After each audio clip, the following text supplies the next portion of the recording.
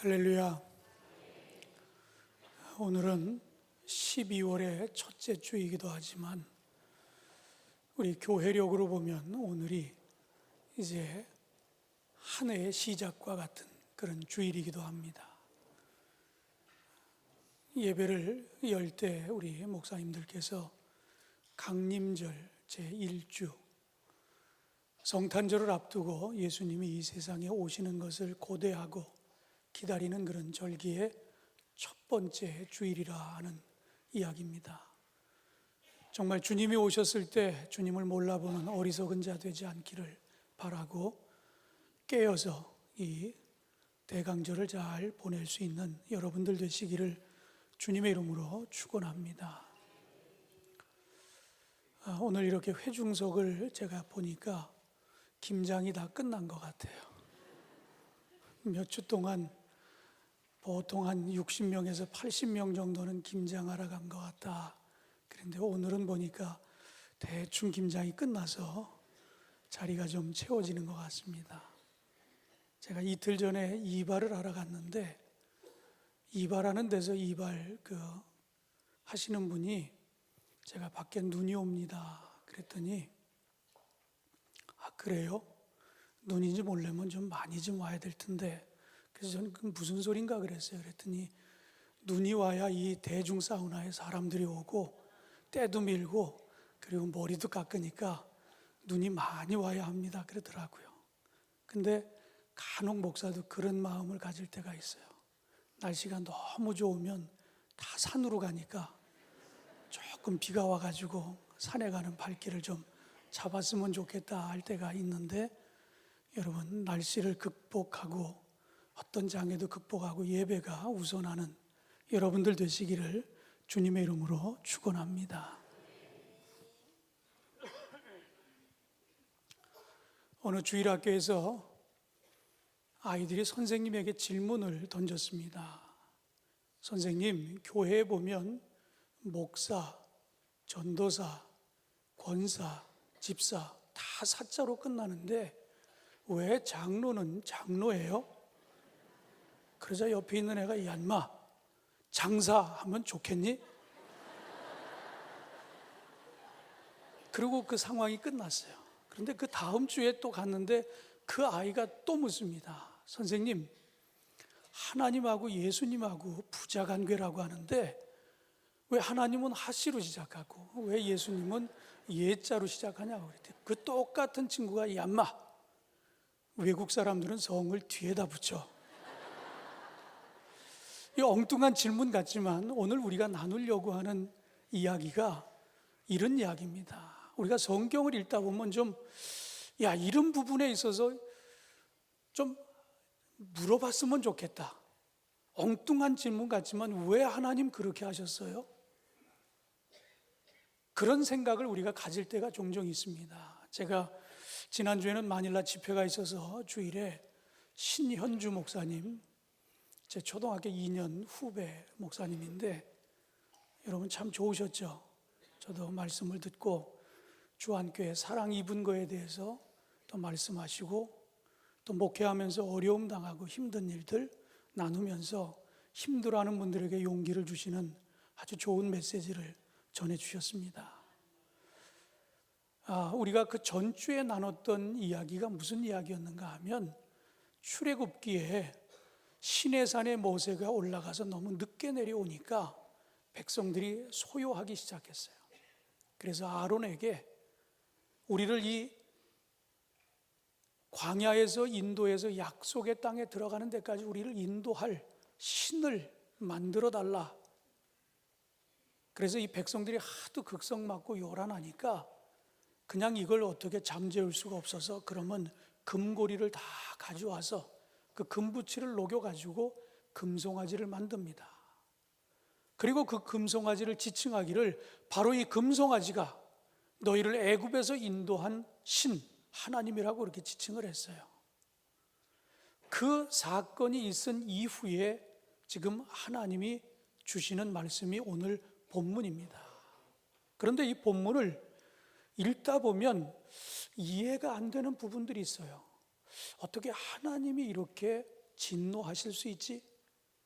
어떻게 하나님이 이스라엘 백성들을 이 광야로 내몰고 거기서 다 죽일 수 있지?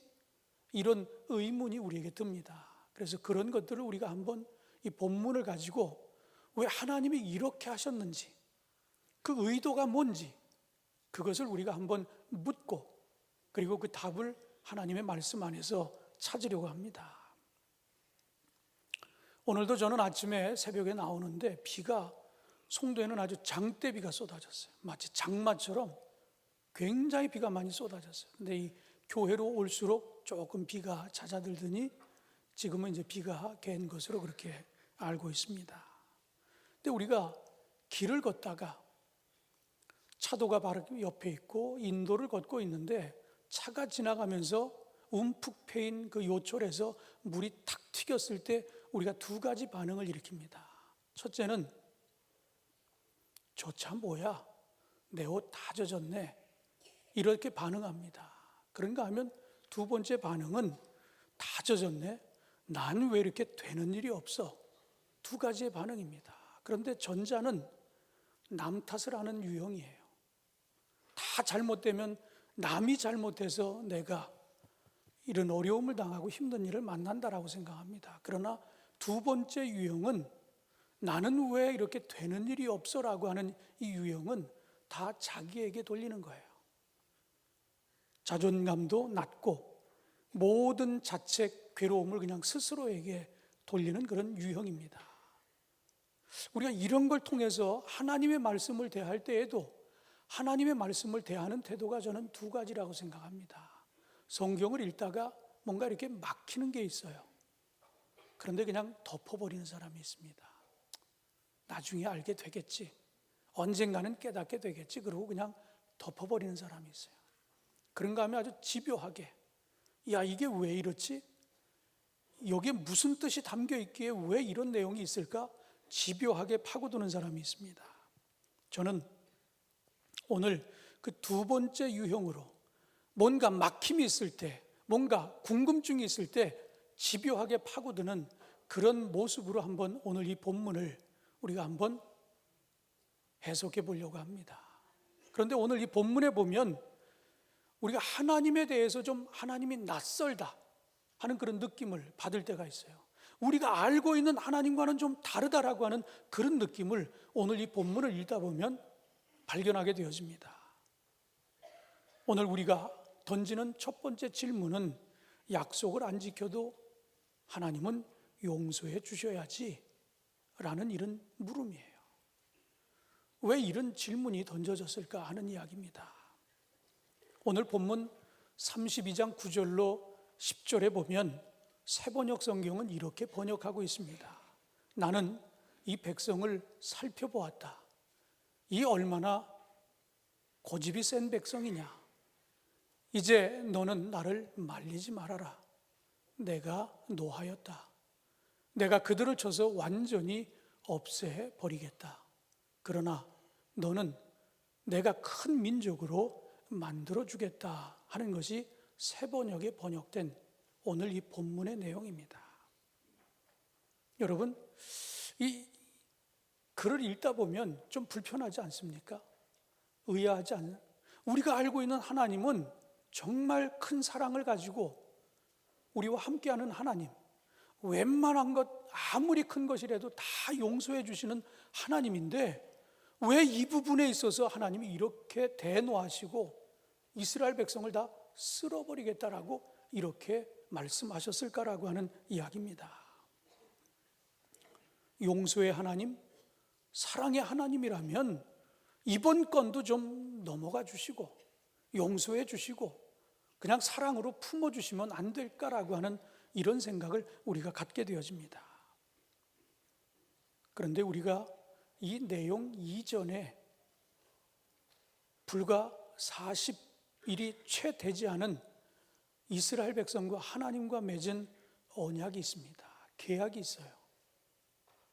종주와 종속의 관계에서 맺어진 계약이 하나 있었는데 그 계약은 조건부의 계약이었습니다.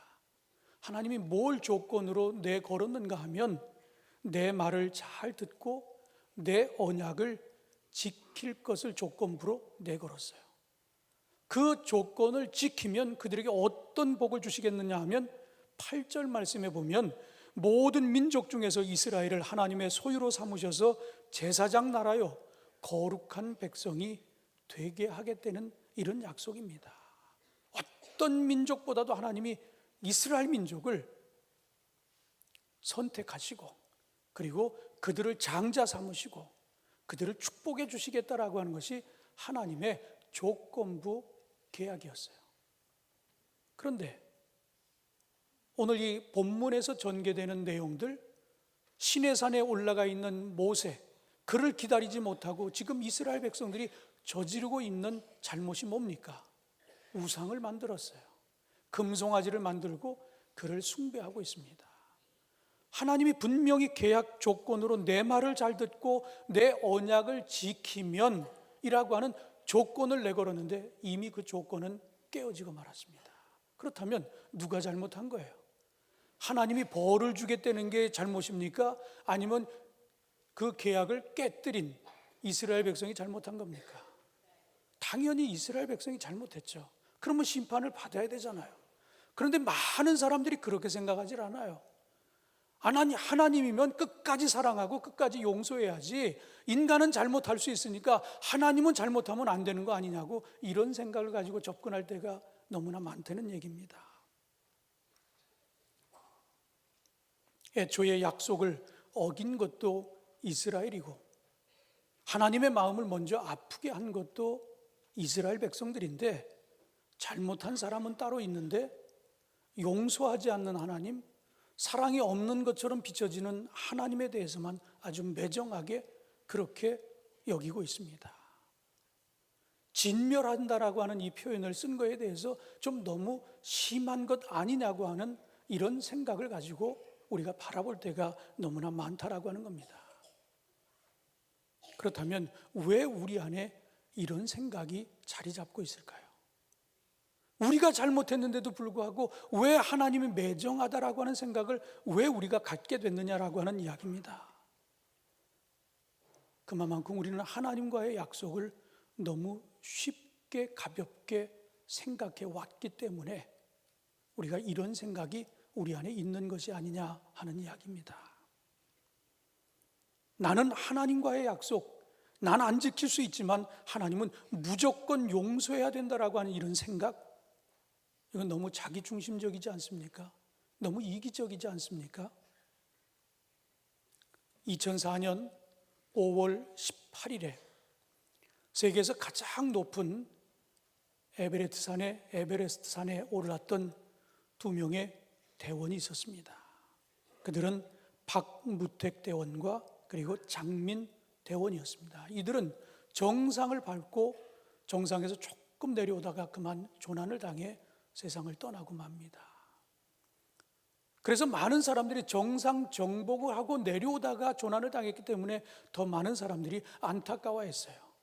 그 일이 있은 후 정확하게 1년이 되던 해에 어몽길 대장이 2005년에 그 똑같은 산에 등반을 준비합니다.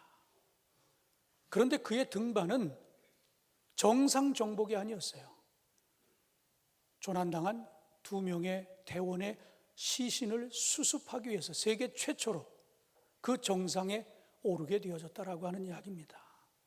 많은 사람들이 만류합니다. 이미 등정을 경험한 사람이었고, 그리고 그냥 오르는 것도 아니고 시신을 수습하게 한다는 것은 굉장히 위험한 일이었기 때문에 많은 사람들이 만류를 했어요. 그런데 그는 목숨을 걸고 그 길을 떠납니다.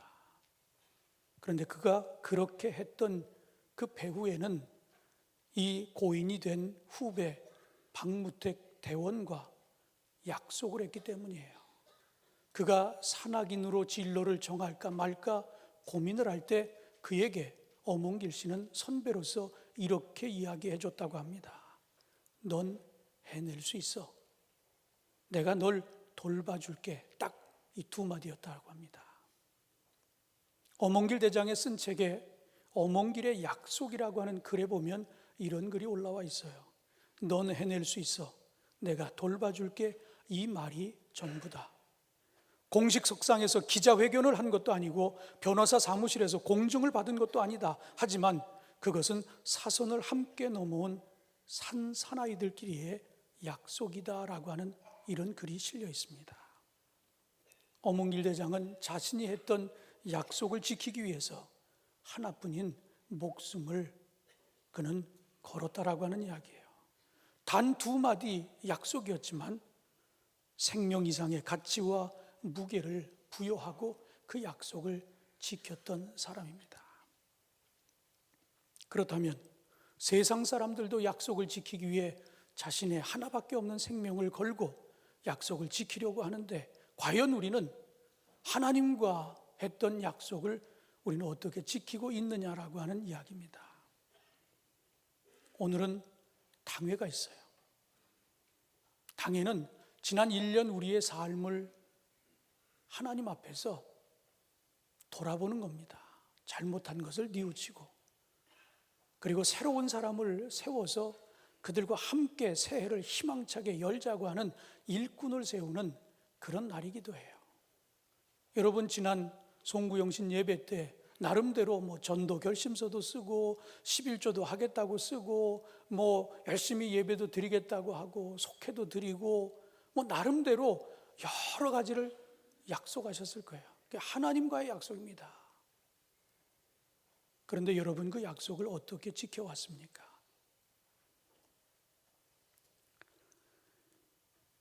오늘 이 주신 말씀을 우리가 가슴에 새기면서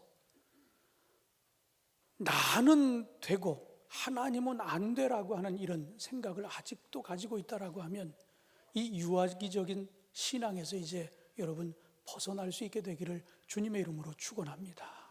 나는 계속 계약을 깨고 파기해도 되고 하나님은 그것을 지키지 않으면 안 된다라고 하는 이런 생각에서 여러분 이제는 좀 벗어났으면 좋겠습니다. 자기 중심적인 유아기의 신앙, 이 신앙을 좀 벗어던지고 하나님 앞에 약속하고 서원했던 것들을 정금같이 여기면서 다시 지키기로 결단할 수 있는 그런 시간이 되시기를 주님의 이름으로 축원합니다. 오늘 본문을 읽다 보면 또 하나의 질문이 던져집니다. 하나님도 잘못 생각하실 때가 있나 하는 이런 질문이에요. 이스라엘 백성을 진멸하시겠다고 하나님이 말씀하시자 모세가 하나님에게 진언을 고합니다. 하나님이 여기서 이스라엘 백성들을 진멸하시면 애굽 사람들에게 하나님은 사랑의 하나님이 아니라 백성을 구원한 하나님이 아니라 악한 신으로 그렇게 되면 하나님의 명예가 땅에 떨어지지 않습니까? 그러니 철회해달라고 하는 간언이었어요. 바로 이어서 또 하나의 이유를 댑니다. 하나님의 말씀의 신빙성을 위해서라도 참으라고 하는 그런 간청을 하고 있어요. 이게 무슨 이야기인가 하면 우리가 잘 아는데도 아브라함, 이삭, 야곱에게 하나님이 어떤 복을 주셨습니까? 번성의 복과 그리고 큰 땅을 차지하는 그런 축복을 이미 약속해 주셨어요. 그런데 지금 이 이스라엘 백성이 그의 후손들 아닙니까? 그런데 그들에게 이 모든 복을 주시겠다고 해놓고 그들을 다 죽인다고 하면 하나님의 말씀을 누가 믿겠습니까? 주신다고 했다가 다 죽여버렸으니 하나님이 어떻게 되는 겁니까? 그러니 절대로 그런 일이 있어서는 안 됩니다. 그러니 그 뜻을 거두어 달라고 하는 이런 간청을 하고 있어요. 그런데 놀라운 건 하나님이 죽이겠다고 그랬는데 이 모세의 이 2가지 이유를 듣고 난 이후에 그 뜻을 철회했습니다. 그럼 우리가 알고 있는 하나님에 대해서, 아니 하나님이 전지전능하신 하나님인데 이스라엘 백성들이 그럴 줄 모르셨을까? 하나님의 생각이 좀 짧은 것 아닌가? 아니 모세의 생각보다도 하나님의 생각이 부족한 게 아닌가? 모세는 이스라엘 백성들 살려달라고 하는데 하나님은 죽이려고 했으니까 모세의 사랑이 하나님 사랑보다 더 큰 게 아닌가? 충분히 이런 생각을 할 수 있습니다. 그러나 우리는 너무나 잘 알아요.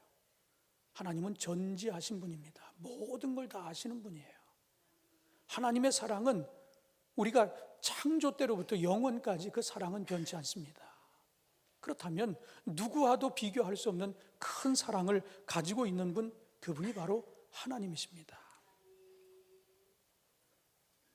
그렇다면 왜 하나님이 모세에게 그렇게 자신의 감정을 드러내고 내가 이스라엘 백성들을 다 쓸어버리겠다라고 왜 그렇게 말씀하셨을까? 그런데 우리가 꼭 기억해야 할 것은 오늘 본문 10절에 있는 말씀입니다. 10절에 현대어 성경으로 보면 이렇게 번역이 되어 있습니다. 이제 내가 나를 말릴 생각은 하지 말아라. 내가 분노하여 그들을 완전히 없애버리고 대신 너를 통해 큰 나라를 세우겠다. 하나님이 가지고 계신 계획은 이스라엘 백성을 쓸어버리는 것이었어요. 그런데 하나님이 굳이 그렇게 하시려면 그냥 하시지, 왜 모세에게 너 절대로 나 말리지 마, 나 이렇게 할 거야 라고 하는 걸 왜 미리 말씀하셨을까요? 근데 거기서 끝나지 않아요. 이스라엘 백성을 다 진멸한 다음에 내 후손, 모세의 후손을 통해서 큰 민족을 이룰 것이다. 그건 무슨 얘기입니까? 모세가 아브라함처럼 조상이 된다는 거예요. 시조가 된다는 이야기입니다. 왜? 다 죽였으니까. 모세의 후손들로만 민족을 이루게 하면 모세가 시조가 되는 거예요. 그렇다면 여러분 한번 생각해 보세요. 모세로서는 이게 얼마나 좋은 기회입니까? 이스라엘 백성들, 200만이나 되는 이스라엘 백성들 본인이 원해서 지금 이끌고 나오는 게 아니잖아요. 하나님이 그를 부르셨어요. 안 간다고 우리가 그동안 내 신을 벗어라 하는 말씀 여러분과 여러 번 나눈 적이 있어요. 저도 집회 가면 그 말씀을 주로 많이 나눕니다. 8번이나 밀당을 하는 거예요. 하나님하고. 가라, 그럼 못 갑니다. 해라, 못 합니다. 기적을 보여줘도 안 합니다. 못 합니다. 8번이나 하나님 앞에서 못 한다고 그랬어요. 그래서 겨우 설득해가지고 보냈잖아요. 내가 하고 싶어서 한 것도 아니에요. 어찌 보면 순종하고 했는데 너무 힘든 거예요. 그런데 얼씨구나 하나님께서 그들을 다 죽인다고 하니까 이거 얼마나 좋은 일이에요. 여기까지 오는데도 그냥 시종일관 불평불만하고 원망하고 모세를 못 살게 굴었는데 그걸 그냥 일거에 정리해 주신다고 하니까 너무 좋은 거 아니에요? 근데 거기서 보너스로 다 없애버리고 내 집계로 후손으로 큰 민족을 이루게 될 것이다. 이거보다 더한 좋은 일이 어디 있습니까? 그런데 모세는 어떻게 됐습니까? 그 짐스러운 200만 명 다 쓸어버리겠다라고 하는 것, 짐을 덜어주시겠다고 하고 더군다나 너로 하여금 큰 민족을 이룰 것이라고 하는 이 두 가지는 굉장히 달콤한 이야기예요. 모세로서는 아주 솔깃한 이야기입니다. 그런데 모세는 그 이야기를 듣고 난 이후에 하나님에게 뭐라고 대답을 했습니까? 그는 분명하게 하나님, 그러시면 안 됩니다. 하나님은 그러시면 안 됩니다. 왜? 하나님이 악한 신으로 하나님의 명예가 떨어지는 일은 있어서는 안 됩니다. 그동안 약속하셨던 그 약속을 지키지 못하는 그런 하나님이 돼서는 안 됩니다. 모세에게 주어진 안위가 있었는데 그는 자신에게 주어진 영광보다는 하나님의 영광을 먼저 생각했어요. 그러시면 안 됩니다. 그러시면 안 됩니다. 그런데 오늘 우리가 나눴던 10절 말씀에 우리에게 분명하게 보여주는 것은 내가 이렇게 할 테니까 하나님께서 모세에게 너 절대 내가 하는 일에 나서지 마라, 말리지 마 하는 그런 말씀을 하셨어요. 그렇다면 이게 우리에게 주는 뉘앙스가 뭘까요? 왜 하나님이 굳이 그냥 해버리시지 하기 전에 나 말리지 마라고 하는 이 말은 무슨 의미가 있을까요? 이것은 모세를 테스트한 겁니다. 지금까지도 모세가 힘들었지만 여기까지 잘 왔어요. 그러나 앞으로 더 힘들어지기 때문에 더 큰 지도자가 되는 것을 위해서 하나님이 그를 시험했다라고 그렇게 볼 수 있는 대목입니다. 나 말리지 마라. 그러면서 또 뒤에는 아주 굉장히 달콤한 이야기를 했잖아요. 내가 다 쓸어버릴 것이고 짐스러운 것 내가 다 정리해 줄 것이고 너로 하여금 큰 민족을 이룰 것이고, 이거보다 더 좋은 달콤한 이야기가 어디 있어요? 그런데 모세는 그걸 선택하지 않았어요. 자신의 안위, 자신의 명예, 이걸 선택하지 아니하고 하나님이 누군가로부터 손가락질 받고 그 명예가 훼손되고 그 약속의 하나님이 약속을 지키지 않은 하나님이라고 하는 그런 오명을 쓸까 봐 그게 두려웠던 거예요. 그래서 하나님의 영광을 선택했다라고 하는 이야기입니다. 요나는 강가에서 살다가 바다로 내려갑니다. 그런데 바다로 내려가기 전에 준비하는 과정이 있다고 합니다. 몸은 더욱 유선형이 되고 비늘은 은빛으로 바뀌고 아가미는 바닷물에 잘 견딜 수 있는 구조로 그 스스로 만든다고 합니다. 그리고 이렇게 바다로 나갈 준비가 된 연어를 우리는 스몰트라고 이야기합니다. 어찌 보면 지금 이 모세는 더 험난한 세상으로 나아가는, 더 깊이 더 넓은 세상으로 나아가는 모세는 지금 이 스몰트를 경험한 것이라고 볼 수 있습니다. 오늘 이 이야기를 통해서 우리 사랑하는 성도들에게 저는 이제는 우리가 이 말씀을 대하면서 이 질문들을 우리 스스로에게 한번 던져봤으면 좋겠어요. 내가 이런 질문을 던지고 있다라고 하면 지금 내 영적인 상태가 그렇게 건강하지 못하다라고 하는 이야기입니다. 아직 내가 유아기적인 그런 모습에서 벗어나지 못하고 있다라고 하는 얘기예요.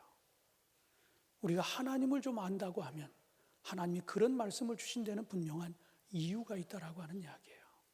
그런데 그냥 즉각적으로 어떤 반응을 일으키고 하나님이 살아계시다면 하나님이 안 계신가 보다 뭐 이렇게 하고 돌아서고 손을 뿌리치고 이런 경우가 우리에게 얼마나 많았습니까? 오늘 우리가 더 넓은 그리고 더 깊은 바다로 향하려고 한다고 하면 이런 영적인 스몰트를 여러분들이 꼭 경험할 수 있게 되기를 주님의 이름으로 축원합니다. 하나님께서 드린 약속을 너무 쉽게 저버렸던 우리의 모습들을 돌아보며 이제 이 한 해를 마무리 짓는 이 시점, 그리고 새해를 준비하는 이 시점에 여러분 스스로 자신의 신앙의 점수를 한번 매겨보고 이제는 좀 더 지금의 신앙에서 한 단계 올라서야 되지 않겠습니까? 이런 영적인 경험들을 통해 더 성숙한 모습으로 여러분 나아갈 수 있게 되기를 주님의 이름으로 축원합니다. 기도하겠습니다. 하나님 감사합니다. 모세를 통해 또 우리에게 교훈하십니다. 자신의 영광을 선택할 것인가 하나님의 영광을 선택할 것인가. 그는 이 선택의 기로에서 주저하지 아니하고 하나님의 영광을 선택했습니다. 그 이후 그는 그 지도자로서 가장 추앙받고 사랑받는 지도자가 되었음을 우리는 믿습니다. 이런 선택이 오늘 우리에게도 있게 하여 주옵소서. 더 깊고 더 넓은 바다를 향해 나아가는 우리에게 이런 영적인 체험이 있게 하여 주셔서 하나님을 먼저 생각하고 하나님의 영광을 먼저 생각하는 믿음과 지혜 있는 성도들 되게 하여 주옵소서. 예수님의 이름으로 기도하옵나이다. 아멘. 다 자리에서